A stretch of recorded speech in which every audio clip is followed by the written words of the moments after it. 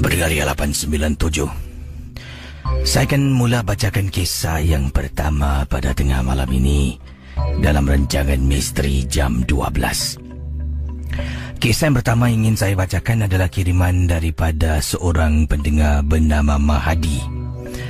Beliau katanya pernah terkena gangguan.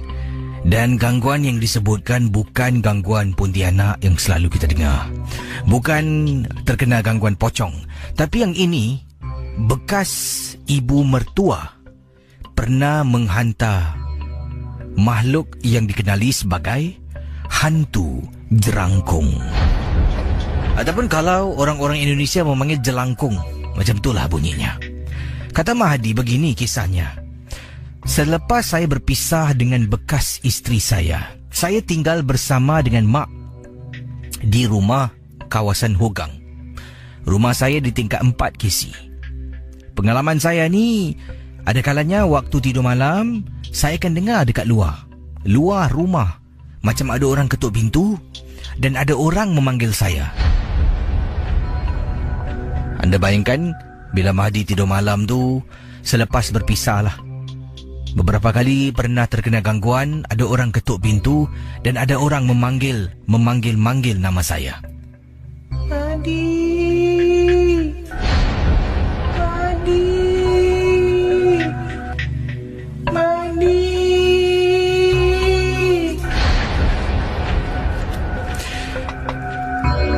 Saya akan terbangun, lalu akan menjenguk luar tingkap. Daripada tingkap bilik, akan nampak koridor rumah saya. Tapi tidak ada sesiapalah yang ada di luar rumah. Ibu saya juga pernah terkena gangguan. Ada kalanya kalau saya tak balik rumah sebab saya bertugas shift malam, nanti ibu akan telefon saya. Tanya, boleh balik tak sekarang? Dan saya akan katakanlah, saya kan bertugas, macam mana nak balik? Katanya dia takut. Ya, ibu saya takut sangat-sangat. Seperti kedengaran ada orang ketuk pintu dan memberi salam. Sejak pukul 11 malam tadi, waktu ibu call dah pukul 1 lebih pagi. Lalu, saya berterus terang dengan ibu saya. Saya katakan pada ibu saya yang saya juga pernah terkena gangguan yang sama seperti apa yang dikatakan oleh ibu. Pendengar Ria 897. Gangguan yang paling teruk apabila dalam rumah seringkali terdengar bunyi keletak-keletuk, kata beliau dalam kiriman yang dikirimkan pada saya, keletak-keletuk. Dan apa yang dikatakan di sini, bunyi keletak-keletuk ni seperti bunyi sesuatu lah yang bergerak. Tapi tidak pernah saya tahu bunyi apa. Malah saya pernah tanya pada ibu, dan ibu kata pun kadang-kala dia pernah terdengar bunyi keletak-keletuk di dalam rumah. Sampaikan pada suatu hari, apabila saya berada dalam rumah seorang diri, ibu saya tidak ada di rumah. Tengah tidur saya dengar bunyi keletak-keletuk, keletak-keletuk. Benda tu seolah-olah bergerak. Pendengar Misteri Jam 12, katanya Mahadi, alangkah terperanjatnya apabila saya pandang depan pintu bilik. Saya nampak makhluk menyerupai jerangkung sedang bergerak perlahan-lahan menuju ke arah katil saya. Dalam keadaan ketakutan, saya cuba tenangkan diri dan saya cuba baca surah ayat kursi. Sebabnya KC, bila kita takut, nak baca bismillah pun kadang-kala kita lupa. Saya cuba dan semakin saya nak cuba ingat, semakin dapat dengar dan kuat bunyi tulang macam bergerak menuju ke arah saya dalam rumah seorang diri. Allahu la ilaha illa. Dan saya terus baca KC. Habis saja baca, hilang benda tu. Gangguan ini semakin teruk. Saya dengan ibu buat keputusan untuk dapatkan bantuan seorang ustaz. Nama beliau Ustaz Haji Ismail. Datang ke rumah. Ada sesuatu dekat kawasan luar rumah. Apabila Haji Ismail datang tu selepas waktu asar. Sebelum tu dia sibuk. Jadi bila Haji Ismail datang, dia menceritakan pada ibu dengan saya, dia terperasan macam ada orang menjenguk di celah tembok di hadapan rumah saya. Tapi dia tahu ada sesuatu, dia tidak indahkan, malah masuk ke dalam rumah dan Haji Ismail cuba memagar rumah. Dengan bacaan ayat-ayat suci Al-Quran, Katanya, gangguan di dalam mungkin saya boleh hentikan, tapi yang di luar tu susah. Saya boleh halau, tapi dia tetap akan datang balik. Begitulah kisah saya, Casey. Ibu mertua saya telah pun menghantui hidup saya dan hidup ibu saya selama lebih kurang setahun. Sebelum akhirnya dia berhenti daripada berbuat demikian. Terima kasih dan selamat tengah malam.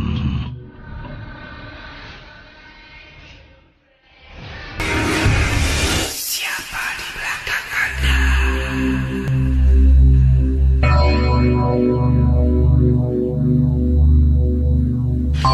Baik, ini kisah berikut ini datang daripada pendengar kita. Ini kata mana ni? Rashid kata, Assalamualaikum. Waalaikumsalam. Saya ada kisah yang ringkas saja. Mungkin apa yang saya bakal ceritakan ni tak seram, tapi bila dalam situasi saya memang menyeramkan. Begini kisah saya. Saya dengan arwah bapa saya suka duduk rumah bermain carom. Nak bila saya ada masa lapang, saya akan duduk dengan bapa saya lah, dekat ruang tamu tu. Saya akan letakkan papan carom dan kita akan main carom. Ada kalanya sampai 2 jam kisi bermain carom. Itulah antara hobi saya dengan bapa suka lakukan. Dipendekkan cerita, bila arwah bapa meninggal, kadang-kala pada waktu malam akan terdengar kisi macam orang main carom. Carom ni bila dikuti, ya, biji carom tersebut, striker tu kata beliau, dan terkena pada hujung kayu tu akan bunyi tak-tak. Begitulah, malam hari kesi beberapa kali akan saya kedengaran bunyi carom tu seperti ada orang kuti striker tersebut dan sedang bermain carom pada waktu malam. Anda bayangkan pendengar Ria 897. Bila saya keluar periksa, papan carom tu masih terselit di belakang TV dan memanglah tidak ada sesiapa bermain dengannya. Tapi kedengaran, masih lagi kedengaran hingga ke saat ini. Malam-malam hari akan dengar orang bermain carom. Saya tidak ingin berbuat apa-apa, sebabnya ia mengingatkan saya kepada arwah bapa ketika kami berdua suka bermain carom bila ada masa lapang. Mohon maaf sekali lagi kalau kisah saya tak seram, tapi bila berada dalam situasi saya rasa memang amat menyeramkan. Terima kasih. Itu adalah kisah daripada teman yang berkongsi. Baik, yang ini kisah selanjutnya yang ingin saya bacakan, dikirimkan ke alamat ria@mediacorp.com.sg. Kisah ini berlaku 12 tahun yang lalu. Waktu itu saya temankan anak saya bermain di playground, dan saya ingat lagi ketika turun bawah bermain di playground sekitar jam 10 malam. Bukan apa kisi, bila turun ke bawah jam 10 malam tu, suami sebenarnya telah pun telefon. Kata beliau turun bawah, nanti dia jemput, kita nak pergi makan malam. Jadi memandangkan saya tengok masa pun dah hampir 10 malam, saya dengan anak saya turun ke bawah. Anak saya bertanya pada saya, boleh tak bermain dekat playground? Saya pun izinkan dia sementara menunggu suami sampai. Bila anak berada di playground, saya berada di tepi jalan dekat tempat letak kereta rumah kami. Anak sedang bermain-main dan suami pun sampai. Alangkah terperanjatnya ini yang berlaku, Casey. Terpulanglah pada semua, nak percaya ataupun tidak kisah saya.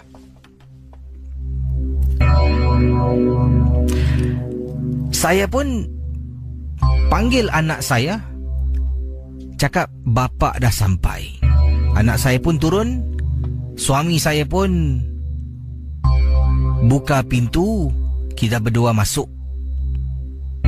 Kemudian suami nak belok ni lah, nak buat 3-pointer, nak tinggalkan kawasan tempat letak kereta.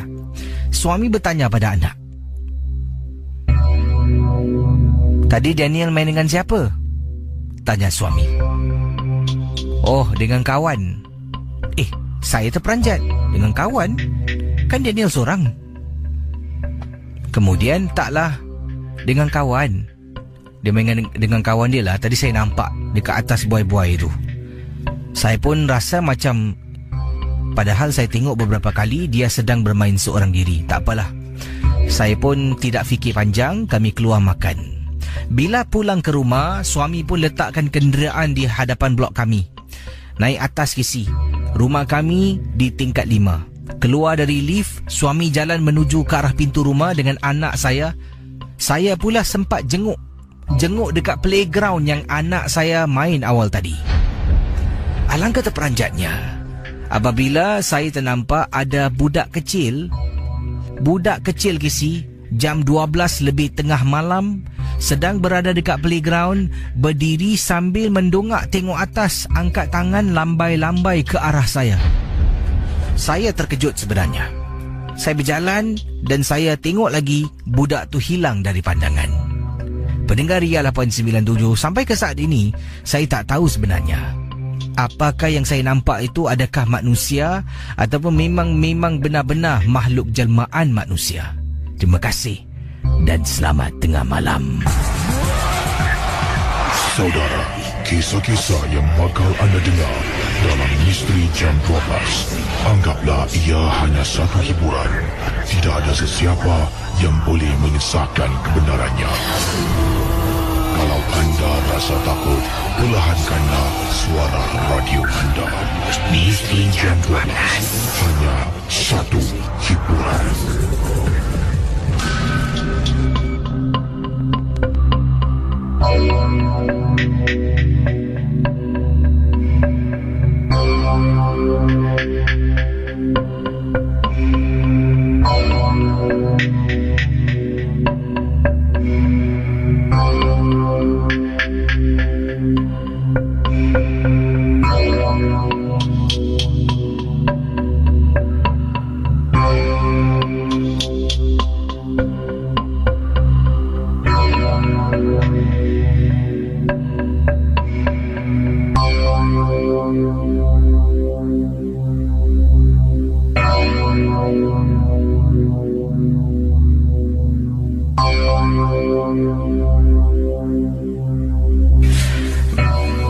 Kita akan teruskan kisah dalam rancangan Misteri Jam 12 di Ria 897. Saudara, hari ini saya lupa nak beritahu anda. Semalam dan beberapa hari yang lalu, termasuk hari ini, saya terima satu saranan. Dan sebelum tu Eddie juga bersama dengan saya dalam konti ni. Eddie, ada saranan yang saya terima, meminta antara anda dan saya keluar konti untuk membaca kisah misteri di luar konti. Okey. Jadi kisah misteri ni akan saya siapkan sekejap lagi lah. Di mana mungkin antara anda dengan saya ni akan duduk dalam konti ni untuk jaga sound lah. Satu akan keluar ke tempat yang mungkin rasanya seram, sunyi, sepi. Dan bila berada di sana untuk menyampaikan kisah-kisah seram. Okey. Jadi adakah Eddie berani menyahut cabaran ini? Belum tahu siapa. Kita tanya pendengar Ria untuk buat pilihan. Adakah Casey ataupun Eddie patut keluar? Kalau saya dipilih pun dengan seikhlas. Saya ikhlas hati akan menyahut cabaran itu. Jadi saya mohon maaf kerana saya terlupa tadi. Dan semalam pun ada yang berikan saranan. Katanya keluarlah, dah ada 2 orang apa. Sebabnya kita jarang buat.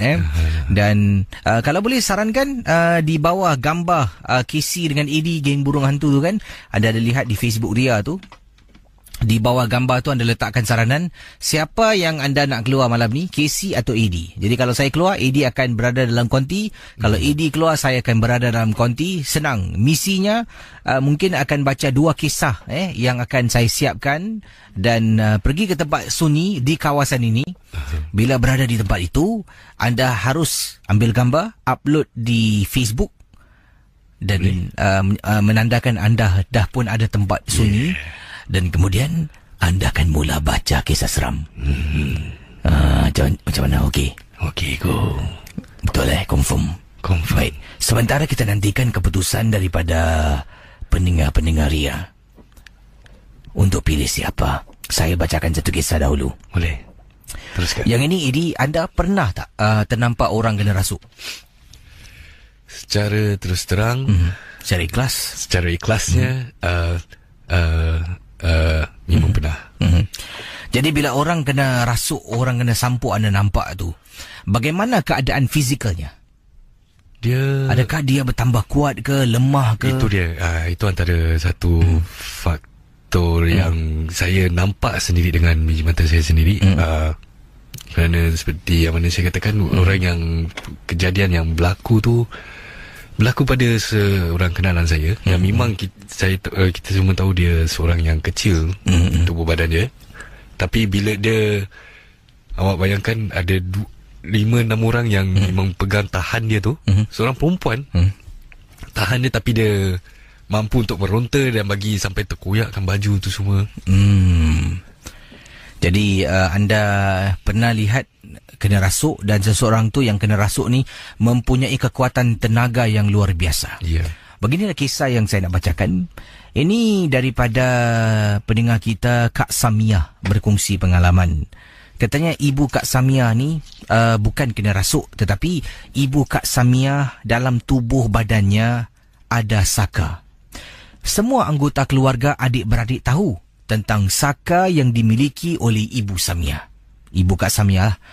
Dan katanya pada keadaan ibu Kak Samia ni dalam keadaan tak sihat ni, sebenarnya saka tu nak diturunkan kepada salah seorang dari kami.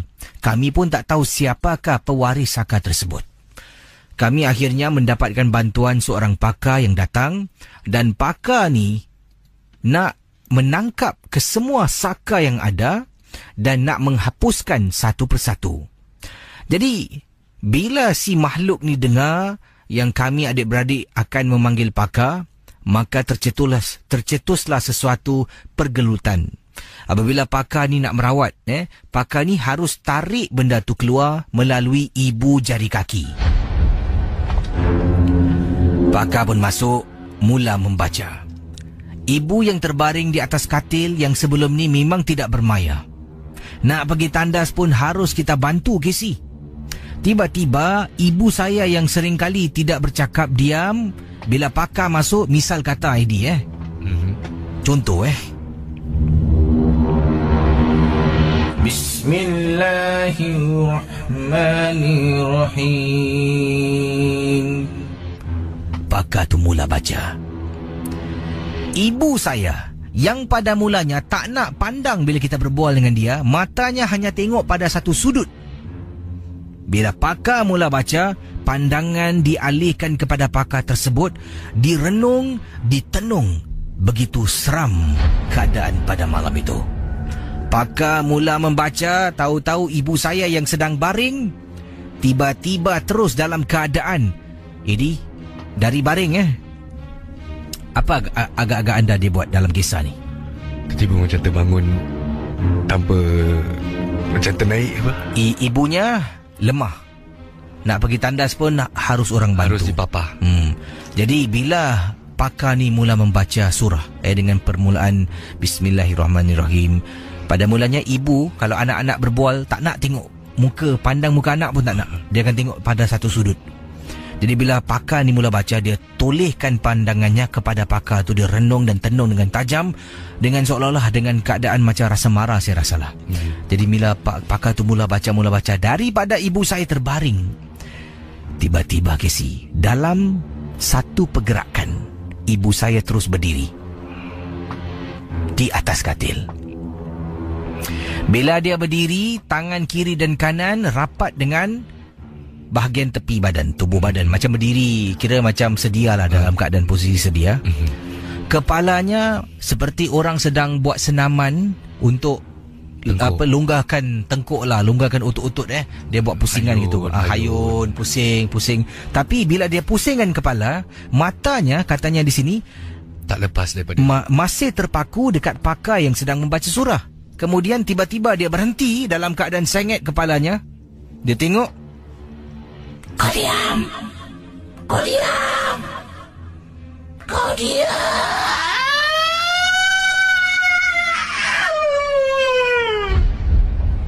Katanya. Ibu saya mula Casey kata kau diam beberapa kali. Kemudian dia terus menjerit. Panjang nada jeritan. Pada mulanya dekat dalam bilik itu ada jugalah beberapa orang. Selepas tu pakar tu berhenti seketika dan katakan, semua keluar dari bilik kecuali ni dengan ni. Sebabnya mengikut pakar tu, mungkin salah satu daripada orang yang berdiri dalam bilik, termasuk akak yang kirimkan Kak Samia ni, dengan seorang lagi adiknya, akan mewarisi Saka. Sebab ni dua itulah kena duduk dalam bilik. Yang lain disuruh keluar. Keluar, tutup pintu. Keluar. Ini dialog yang ditulis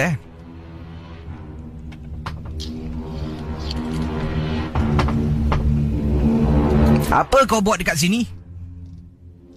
Sekarang aku nak kau keluar daripada badan ni dan aku nak kau ikut aku. Jangan duduk dalam rumah ni.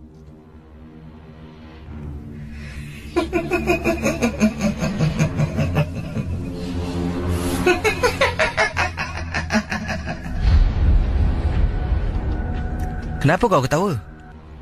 Aku bukan main-main. Aku cakap dengan betul.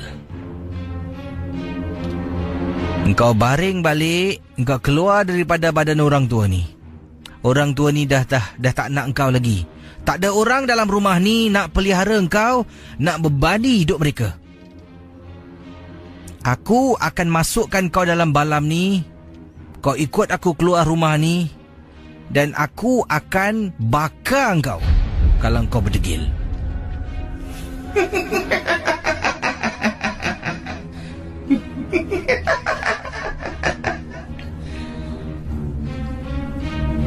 Kau nak bakar aku?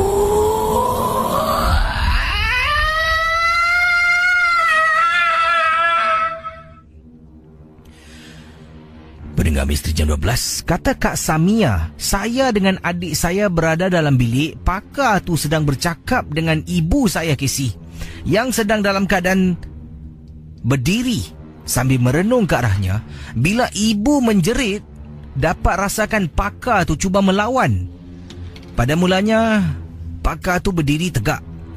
Tiba-tiba kaki sebelah kanan, kata Kak Samia, kaki kanan pakar tu terus ke belakang dan seolah-olah menahan kakinya, dirinya daripada ditolak. Tak tahulah apa yang tolak, tapi boleh nampak yang diceritakan di sini. Dalam keadaan kaki kuda-kuda, sebelah kaki kanan di belakang. Pakar tu mula membaca dan dapatlah saya lihat, Casey, dalam bilik tu depan mata saya dengan adik saya, ada sesuatu yang tak boleh kita lihat sedang menolak pakar tu ke belakang, dan pakar tu terus baca dan baca dan membaca. Kau tak boleh lawan aku. Aku lebih berkuasa dari kau.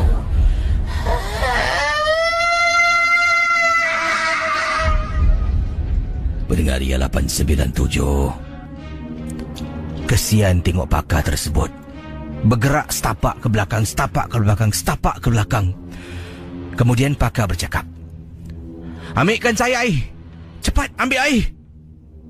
Casey, saya keluar dari bilik, masuk dapur ambil secawan air. Hulu pada pakar tu, Auzubillahiminasyaitonirrajim. Bismillahirrahmanirrahim. Pakar tersebut mula membaca surah, kemudian ambil air itu dengan genggaman tangan, renjis kepada ibu yang sedang berdiri.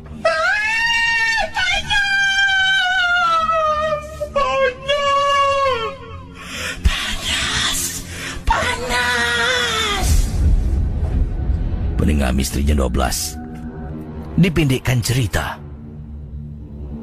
katanya Kak Samia, ibu saya sebelum terjatuh dan terbaring dari katil, pakar tu mengatakan, Pergi dekat ibu awak sekarang, pergi. Betul, Casey. Hanya dalam beberapa saat ibu saya hampir-hampir jatuh katil. Selamat saya dengan adik saya dapat selamatkan ibu. Pegang ibu saya, baringkan di atas katil. Dengan segera pakar tu ke depan dan pergi ke kaki ibu saya, tarik. Bismillah, bismillah, bismillah. Tarik keluar. Masuk dalam satu balam, tarik lagi keluar. Tak nampak apa yang dia tarik, tapi mungkin ada sesuatu yang mungkin kita tak boleh lihat dengan mata kasar. Dia ambil benda tu sebanyak 4 kali. Masuk dalam bekas, dia tutup. Dia tutup, dia baca lagi. Baca dan baca dan baca. Kemudian dia ambil benda tu, dia simpan. Katanya, saya kena keluar rumah ni sekarang, nanti saya datang balik. Pakar tu pun keluar, buka pintu bilik, keluar Casey, sampai dekat luar, dengar orang sedang cakap-cakap. Depan pintu rumah, pakar tu pakai slipper dan terus tinggalkan rumah kami. Selang lebih kurang nak dekat sejam lebih, pakar tu kembali. Katanya, Alhamdulillah, saya dapat hapuskan benda tu. Benda tu tak akan mengganggu, menghantui awak. Ibu awak dah tak ada lagi saka dalam badan. Saya betul-betul berterima kasih. Tapi apa yang saya ceritakan ni memang pendek. Peristiwa yang berlaku ni makan masa 3 jam, Casey. 3 jam untuk bercakap, merawat, untuk melawan. Sampai gitu sekali. Terima kasih dan selamat tengah malam. Saudara, kisah-kisah yang bakal anda dengar dalam Misteri Jam 12, anggaplah ia hanya satu hiburan. Tidak ada sesiapa yang boleh menyesatkan kebenarannya. Kalau anda rasa takut, perlahankanlah suara radio anda. Misteri Jam 12, hanya satu hiburan. Okey, Edi, tadi kisah anda dengar tadi Saya ada bacakan kisah yang dikirimkan oleh Kak Samia. Dan ada bahagian-bahagian dialog tu mungkin ada yang saya tambah sikit lah. Bukan tambah untuk ubahkan cerita. Tambah untuk pada pandangan saya mungkin itu yang berlaku. Perbualan. Dan mungkin efek-efek yang saya buat tu saya tak tahu bunyinya macam mana. Tapi saya cubalah. Sebab yalah saya pun suka tonton filem seram. Jadi anda bayangkan daripada keadaan dari kiriman ni, dari baring tu dia terus berdiri dalam satu pergerakan. Macam mana tu dilakukan? Sedangkan orang mereka sendiri, kita bangun nak kena badan nak kena sengit, tolak sikit baru nak kena bongkok berdiri. Ini terus satu pergerakan, terus dia berdiri. Lagi orangnya kata tengah lemah, tak mampu untuk buat bikin rupa kan. Jadi pakar tu apa yang juga saya tengok di sini dikatakan bila pakar tu membaca benda tu mula melawan, dan pakar daripada berdiri tegak ni, kakinya kiri dan kanan berdiri tegak, tiba-tiba kaki sebelah kanan katanya ke belakang dan seolah-olah menahan sesuatu. Dan dapat lihat pakar tu bergerak satu langkah ke belakang, satu langkah ke belakang, satu langkah lagi ke belakang, seolah-olah ada sesuatu yang tolak pakar tu dan ingin menghalang pakar tu daripada terus membaca. Ni bagus ni kalau buat filem ni. Tak ada ke David Teo ke ataupun siapa nama abang awak? Saya. Nah, biarkan rahsia ke? Remy. Cik Remy. Tapi bukan Remy Isyak. Bukan Remy yang selalu call ke apa. Bukan. Abang Junaidi pun mungkin satu hari akan menghasilkan mungkin satu, InsyaAllah, drama seram ke filem seram filem.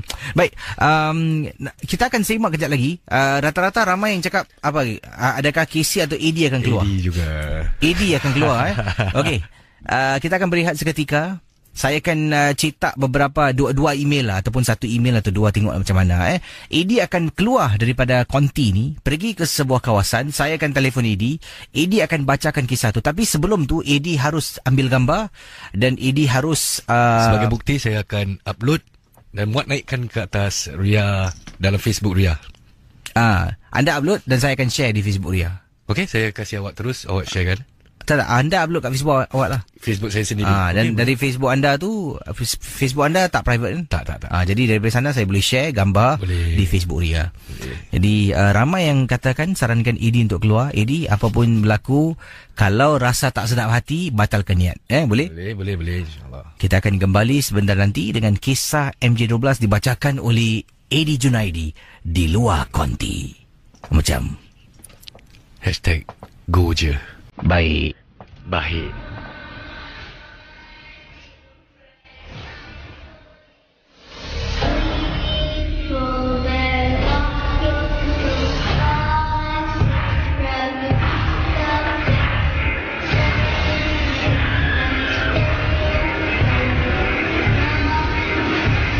Siapa di belakang Anda?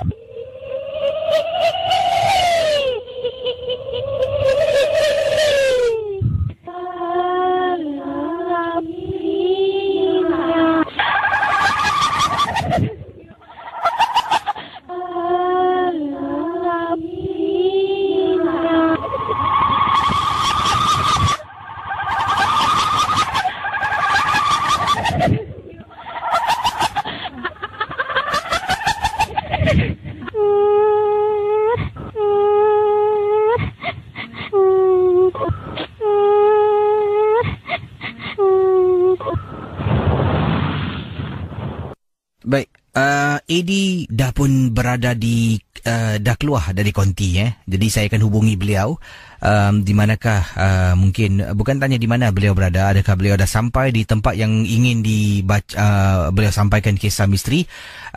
Saya dah sebenarnya mau naikkan gambar di mana AD ya. Ni kalau dia boleh buat, dia pas ni confirm boleh ambil alih MJ12 Apa kata kalau kita tanya dulu, selepas ni kita akan mungkin ketengahkanlah AD Junaidi untuk membaca beberapa kisah di luar konti dalam rancangan Misteri Jam 12. Baik.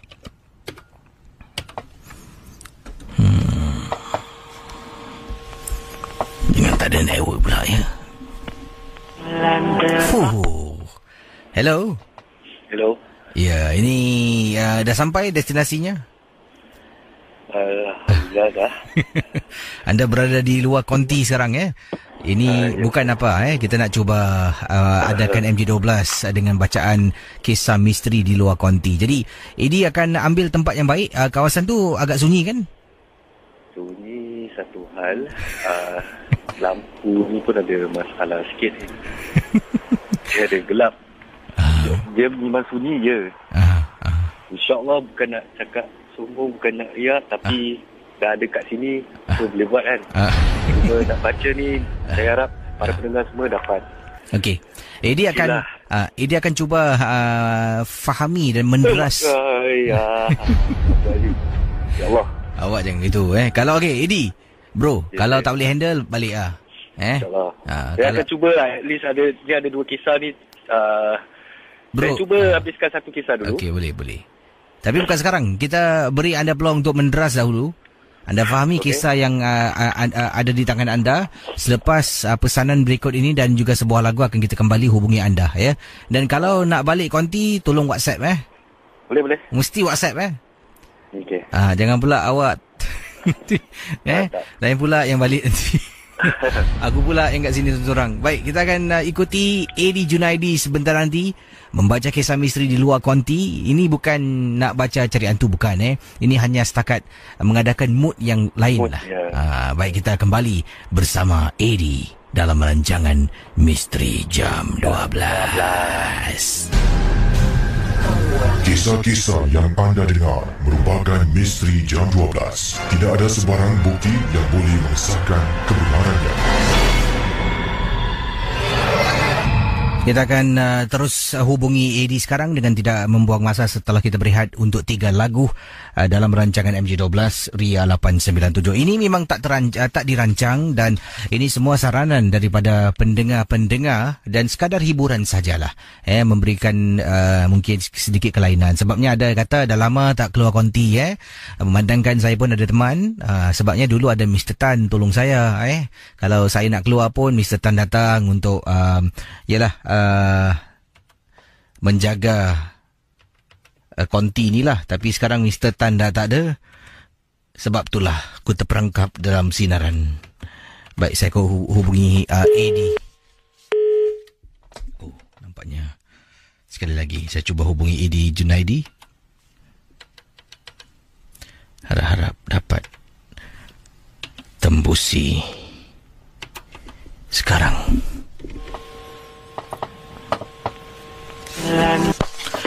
Hello. Ini dia AD Junaidi. Ya, saya. Baik, anda dah menderas kisah yang dikirimkan. Ada 2 kisah Ada. Dan tempat tu memang dari gambar tu saya tengok memang gelap Boleh nampak tak? Saya gunakan handphone punya ni lah. Cahaya lah. Ada cahaya. Jadi harap semua dapat. Kalau tersekat-sekat tu kita faham lah kadang-kadang. Jadi dah dapat spot baik bro? Dia bukan spot baik. Dia memang ini je lah spot yang ada. Baik, saudara, kita silakan Misteri Jam 12. Ramai telah memberikan kata-kata semangat untuk anda di Facebook Ria tapi kita dengar sekarang kisah yang pertama yang disampaikan oleh AD Junaidi. Misteri Jam 12 di luar konti. Bila-bila masa anda boleh mula, silakan. Okey. Kisah yang pertama yang ingin saya kongsi bersama semua pendengar Misteri Jam 12. Datangnya daripada pendengar kita yang berasal dari Perak, yang bernama Fatimah. Fatimah ni seorang pendengar setia Misteri Jam 12.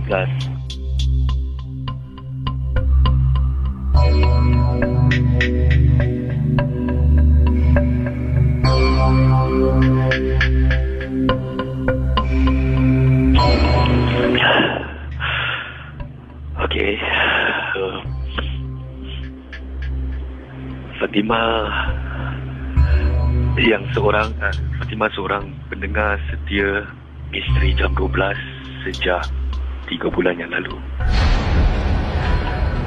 Kisah yang ingin beliau kongsikan terjadi pada ayah beliau dan kawannya.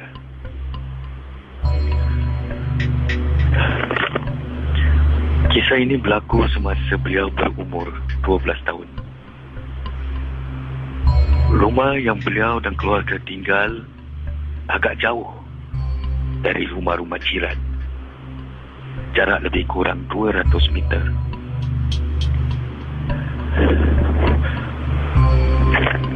Kebetulan rumah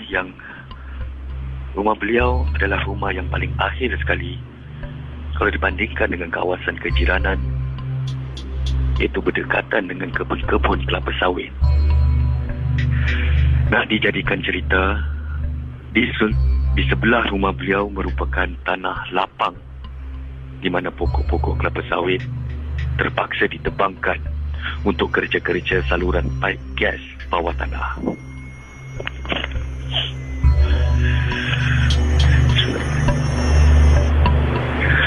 Ayah beliau ialah seorang peneroka dan pada waktu malam, ayah beliau suka mendekut atau dalam kata lainnya memasang jaring sambil membuat bunyi-bunyian untuk memanggil burung roak-roak.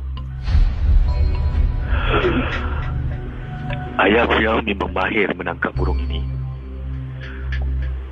Burung roak-roak ialah sejenis burung yang sedap dimakan bila digoreng. Jadi jika malam tiada bulan, pasti banyak habuan burung kerana jaring yang dipasang di kawasan lapang tidak kelihatan dan belum merangkap burung tersebut.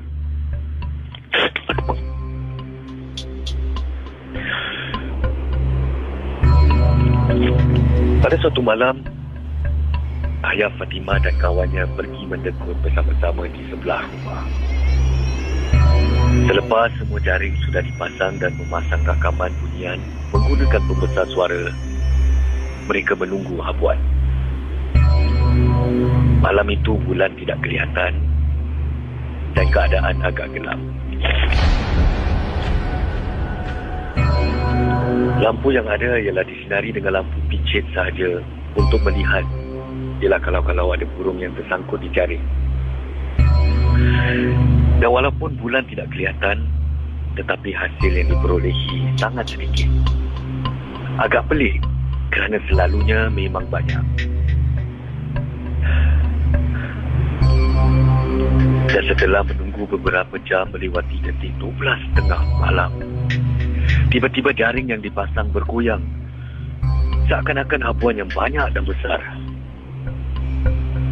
Lampu suluh yang dibawa terus disuluh ke jaring untuk mencari habuan yang tersangkut. Angka terkejutnya kerana bukan burung yang tersangkut, tetapi rambut panjang berwarna hitam yang terbang dan tersangkut di jaring. Ayah Fatimah dan kawannya sangat terkejut dan terus balik ke rumah tanpa menunggu lagi. Kawan ayah Fatimah tidak berani untuk balik ke rumah kerana terlalu takut dan bermalam di rumah beliau.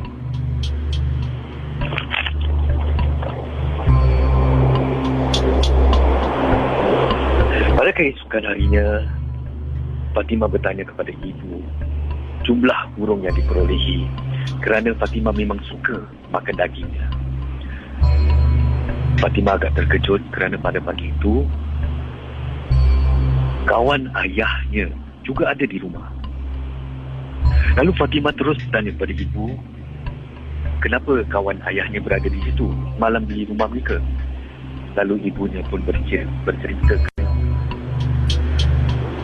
Ibunya ceritakan kisah yang sebenarnya kepada beliau.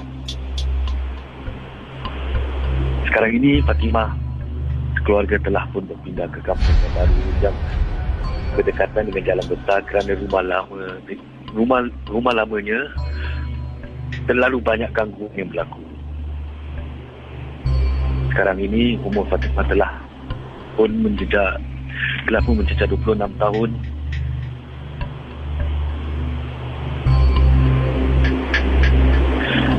Dan baru Fatimah tahu bahawa bumi dunianya melainkan boleh mengundang makhluk-makhluk untuk pergi kepada bumi itu.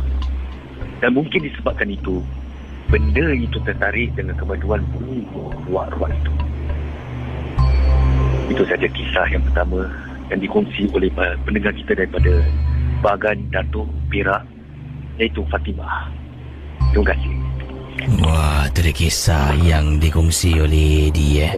Jadi boleh baca satu lagi kisah. Tadi kisah tentang di dalam hutan di mana ayah anda beliau ni suka menangkap burung dan dijadikan santapan lah. Dan bila tangkap tu tiba-tiba yang terperangkap pada jaring tu adalah rambut-rambut hitam Ya, apa yang beliau nak tangkap bukan benda yang nak ditangkap. Jadi benda yang tak diingini lah.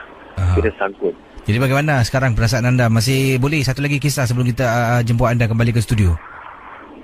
InsyaAllah boleh lagi satu. Boleh satu. Tadi saya tak sempat untuk menghayati cerita yang kedua ni. Tapi tapi saya akan boleh lah. Kisah selanjutnya ni dari siapa ni kiriman teman kita? Okey. Baik, sementara Edi sedang periksa kiriman email kepada anda. Terima kasih pendengar Ria 897. Edi dan Casey berada di Konti, saya berada di Konti, Edi Junaidi berada di luar Konti Ria, di sebuah kawasan, di sebuah tempat yang gelap dan sunyi untuk membacakan kisah misteri kiriman pendengar Ria. Ini atas permintaan daripada beberapa teman, dan tadi kita telah pun buat undian lah siapa yang patut keluar, dan ramai mengatakan Edi Junaidi patut berada di luar Konti. Jadi baik, kalau sudah Edi bersedia, kita teruskan dengan kisah selanjutnya dalam rancangan Misteri Jam 12. Silakan.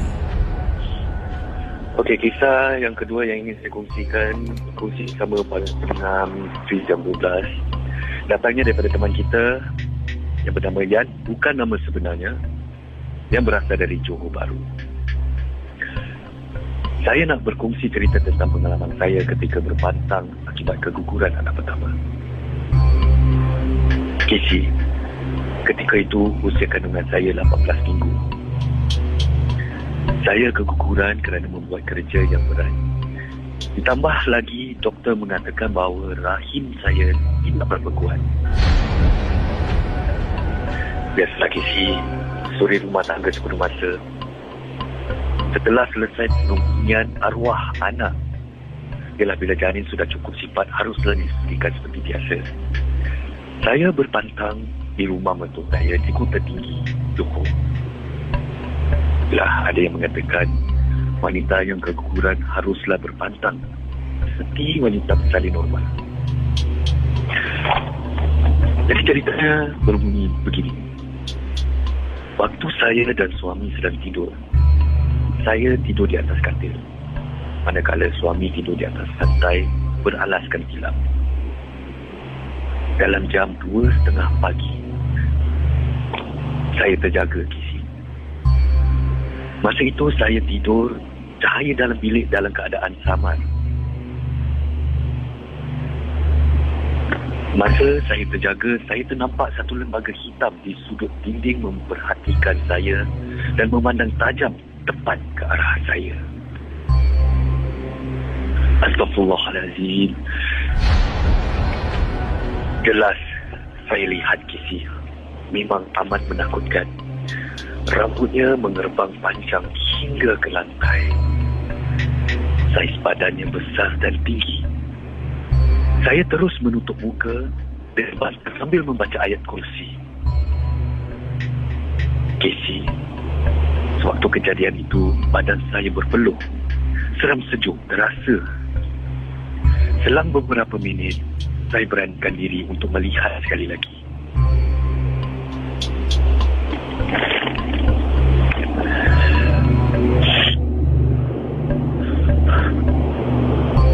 saya melihat sekali lagi lembaga hitam tersebut sudah pun hilang. Dan tanpa membuang masa, saya bergegas kejutkan suami yang sedang ingat tidur, yang tidur di bawah. Abang, bang, balik ke atas bang. Abang teman saya bang.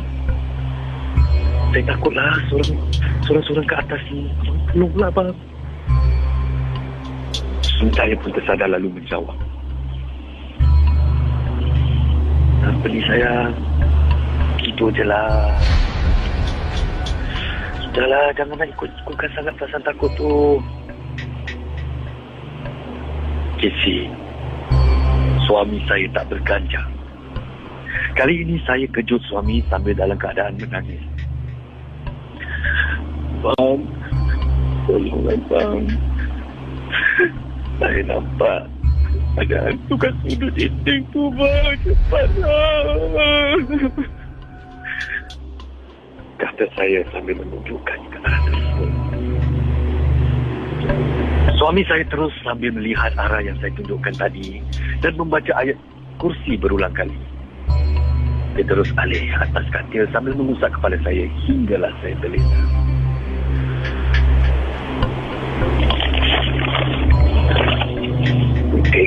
Keesokan paginya, suami bercerita dengan ibu mertua saya. Ibu mertua saya terkejut dan sejak dari itu, bila malam menjelma, ibu mertua akan letak penyapu lidi di belakang pintu dalam keadaan terbalik. Dan malam itu dan malam seterusnya, alhamdulillah tiada lagi lembaga hitam muncul.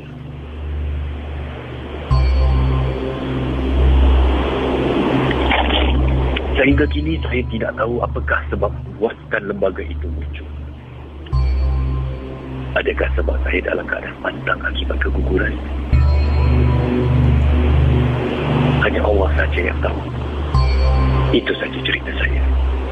Dalam kisi, Ian bukan nama sebenar yang berasal dari Johor Bahru.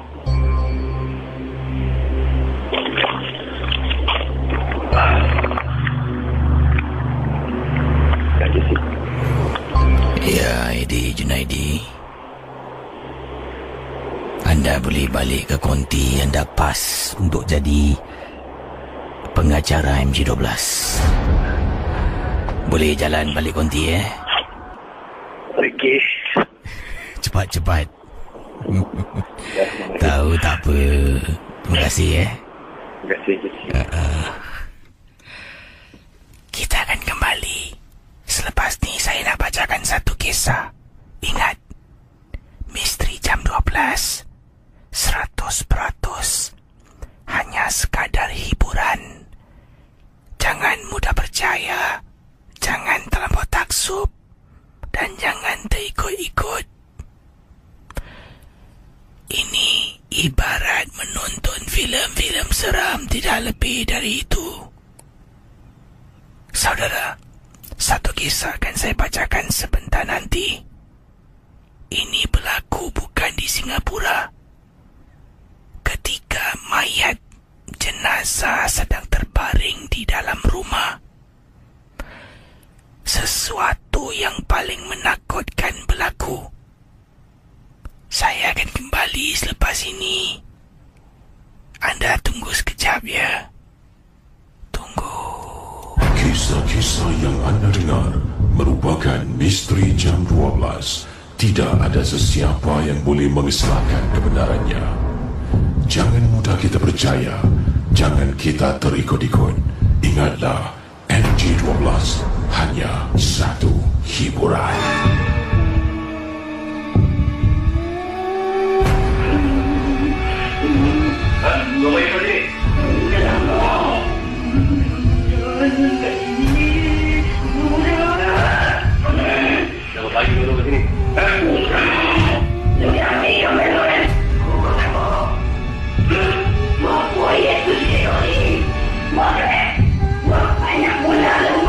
Misteri jam 12. Okey, Edi pun dah kembali ke studio. Terima kasih Edi kerana sudi berkorban keluar dan untuk membaca kisah misteri. Baik, saya akan bacakan satu kisah sebentar nanti, tapi sebelum tu pengalaman anda. Apa yang berlaku tadi sebenarnya? Ada yang tanya pada saya, Casey, tadi bunyi tu bunyi apa Oh, saya rasa bunyi sound effect yang saya putarkan lah. Tadi ada sound effect. Adakah bunyi ini macam ni bunyi? Sekejap. Mana pula sound effect aku? Sekejap Di mana dia sound effect saya? Ini dia. Adakah bunyinya macam ni?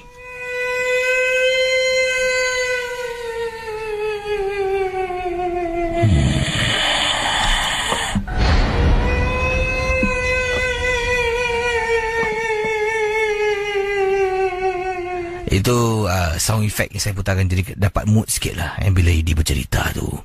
Mungkin ada rasa semangat sikit Edi Jadi Edi tadi anda berada di tempat gelap sunyi Yeah. Ada benda-benda yang mungkin tak adalah yang benda yang anda rasa macam lemak, tiba-tiba anda batalkan niat untuk berbuat sesuatu. Macam mana? Tadi ada yang berlaku. Sebenarnya bila dah sampai tempat tu, dia memang gelap dengan tiba-tiba jadi macam tu pula. Boleh tak? Dia sebelah ujung dia. Ni ada saya ada bawa air ni, air. Ada tempat tong di mana diorang ada, kalau yang diorang bakar-bakar kalau orang-orang sini yang bakar time ini. Oh, situ ada? Ada. Jadi lepas tu saya ingatkan nak pergi dalam banyak-banyak tempat situ kau pilih. Ingatkan dapat lagi feel. Okey. Jadi lepas tu sebelahnya ada tangga. Ada satu nak turun dengan satu naik. Jadi saya ingatkan tempat dah gelap, situ yang ada lampu. Jadi saya ingatkan nak duduk kat tangga-tangga tu sambil baca cerita. Bila yang sebelum awak call tu, saya tengah nak dapatkan feel untuk baca tu. Daripada atas dengar macam saya tak nafikan, saya macam terperanjat sekejap. Saya bangun, tapi tu tadi yang bila telefon awak macam tersentak sikit dah. Ada sebelum tu. Okey. Sebelum awak call. Jadi bila saya terus alih, macam mana, memang kalau boleh orang selalu cakap bila apa-apa begitu jangan tengok atas apa. Saya faham, saya kepala macam degil tengok atas. Alhamdulillah memang tak ada apa-apa, tak ada apa-apa yang tak diingini. Adalah kat situ. Tapi saya duduk betul-betul kat sebelah corner yang gelap tu. Kalau awak nampak ada macam railing, dalam gambar tu ada railing. Saya kat corner-corner tu lah, sebab dari situ ada cahaya lampu sikit. Jadi situ saya baca. Jadi maaf kepada pendengar-pendengar MJ12 yang mungkin saya rasa macam sambil dengar cerita yang dikongsikan saya tadi tu agak macam tersangkut-sangkut. Bukan saya nak canin-caninkan orang yang adalah. Memang saya kalau baca kisah tempat sunyi macam tu, kadang-kadang macam kita sedang beri tumpuan untuk baca, tengah concentrate, tahu-tahu perasaan ni mula datang macam ada orang kat belakang kau. Nanti terdiam sekejap macam okey, nak periksa betul tak? Oh, tak ada. Okey, continue baca lagi. Itu macam itulah. Tapi yang penting anda ni berjaya dan ramai telah pun berikan saranan anda boleh ambil alih rancangan 12. Tak apa, awak tetap cikgu, saya anak murid. Nanti saya akan maklumkan pada bos dan kata Syai, saya dah jumpa pelapis. Yes.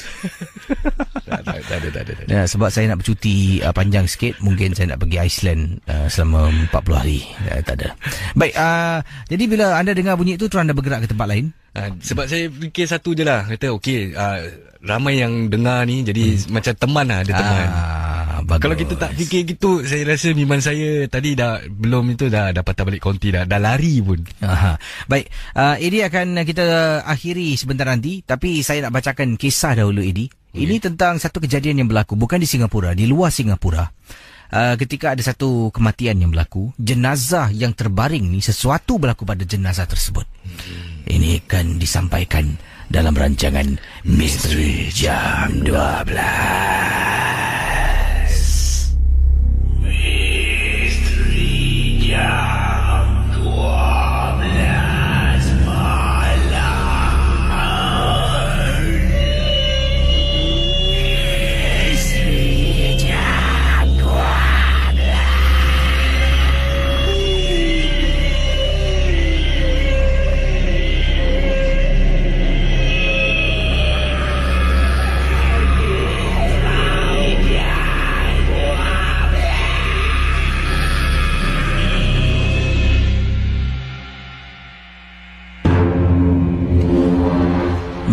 Pendengar Ria 897, seperti yang saya janjikan, kiriman ini daripada Pak Liman.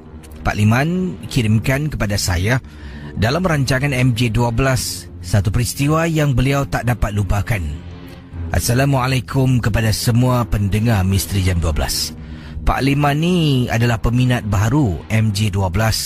Baru 6 bulan mendengar rancangan ini, dah mula terpikat dengan kisah yang diceritakan. Ada kisah yang dibuat-buat dalam firasat Pak Liman, tapi ada memang boleh terjadi dan mungkin benar-benar berlaku. Banyak pengalaman-pengalaman kita boleh ambil dan jadikan ia iktibar. Walaupun Casey sering katakan, jangan percaya, jangan terikut-ikut, tapi memang benar Casey. Dalam dunia yang nyata ni, walaupun serba moden, tetap katanya Pak Liman, ada orang masih fikiran kulut dan ingin cara kesenangan, ingin membalas dendam dengan menggunakan hikmat jin dan syaitan. Pengalaman yang Pak Liman ceritakan ini berlaku kepada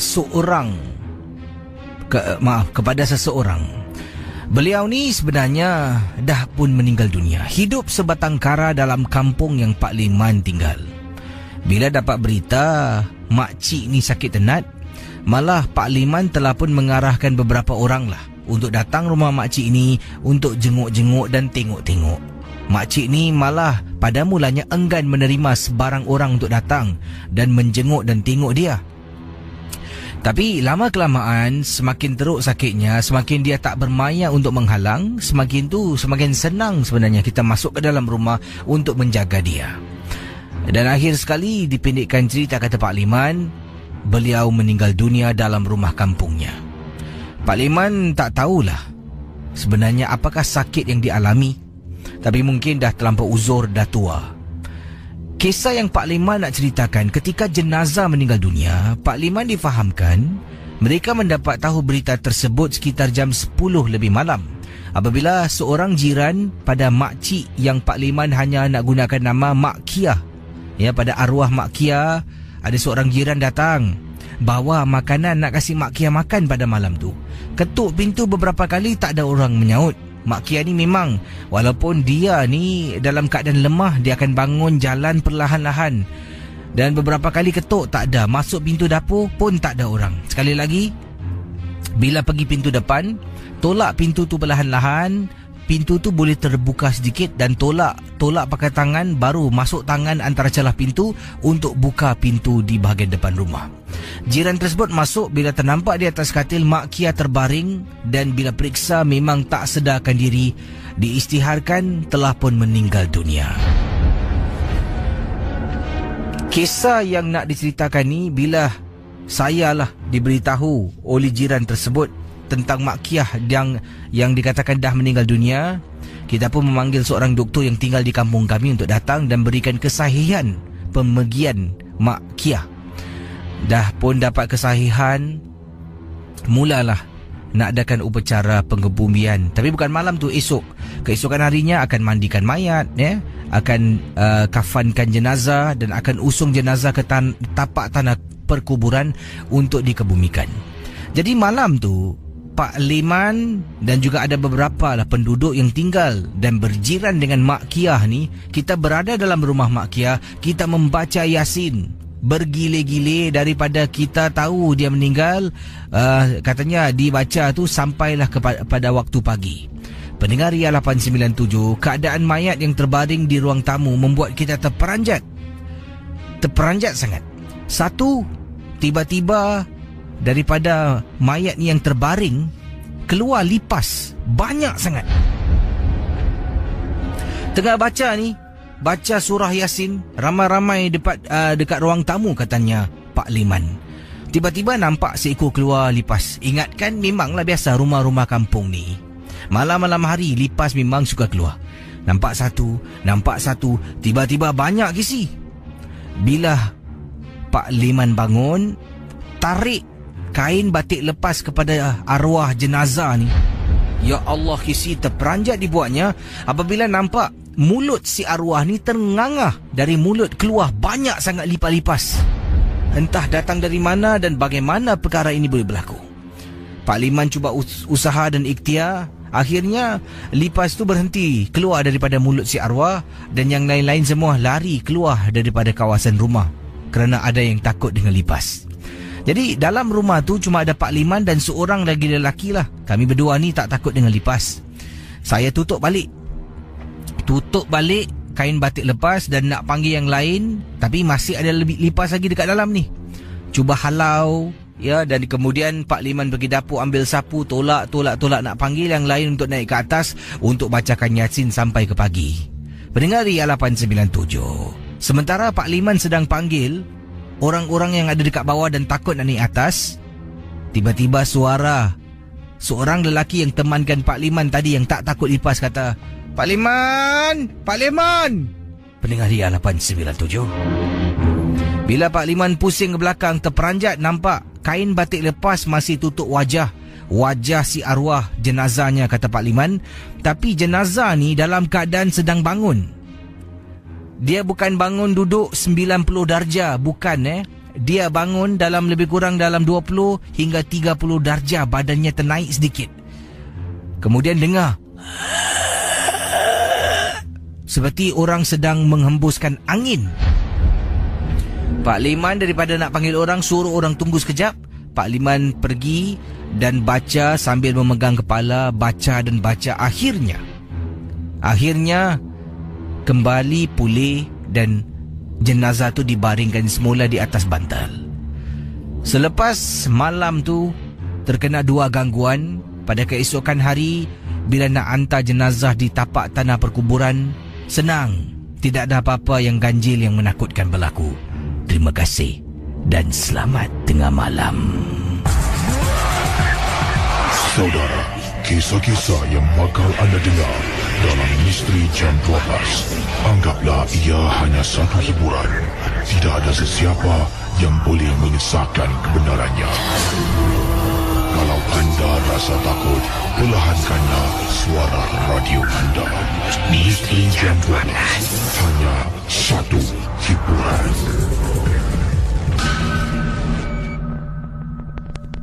Baik, kita akan berkongsi pengalaman-pengalaman dalam rancangan MJ12 di Ria 897 FM.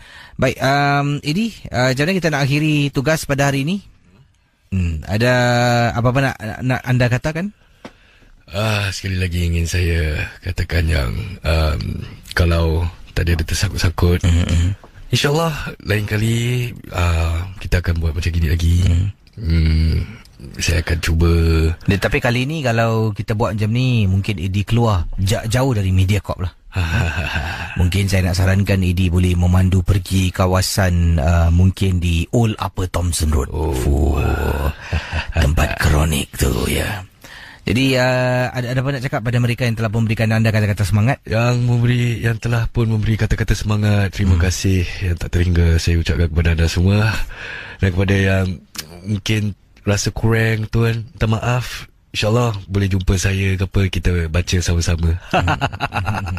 Jadi terima kasih sekali lagi kerana sudi bersama dengan kami. Dan apapun jua, MJ12 hanya sekadar hiburan. Ya, betul. Kita mengadakan rancangan ini untuk menghiburkan anda. Kalau anda adalah penggemar cerita seram kita bacakan. Kita akan cuba buat keadaan seram. Ada juga kisah-kisah yang ditambahkan sedikit dialog dan menambahkan perasa, menambahkan mungkin inti pada kisah yang dikongsi setiap malam. Yes. Jadi saya tak nak anda menganggap semuanya kisah adalah benar, tak nak menganggap semua adalah betul, dan apa jua kisah saranan yang diberikan, pendapat pandangan, kita anggap sebagai kita dengar dengan hati yang terbuka, dan kalau ingin kepastian kita rujuk pada yang pakar. Jadi betul. Ingat 100% semua jangan percaya daripada mulut saya, daripada Edi, daripada yang mendengar, yang berkongsi pengalaman email, yang menghubungi saya, jangan kita percaya. Ini sekadar hiburan, itulah. Kita di sini untuk menghiburkan anda, dan kita bersyukur kerana anda terhibur dengan rancangan MJ12 yang telah pun semakin hari semakin ramai yang meminati rancangan ini. Jadi kita jumpa anda esok malam bersama Casey dan Eddie dalam Misteri Jam 12.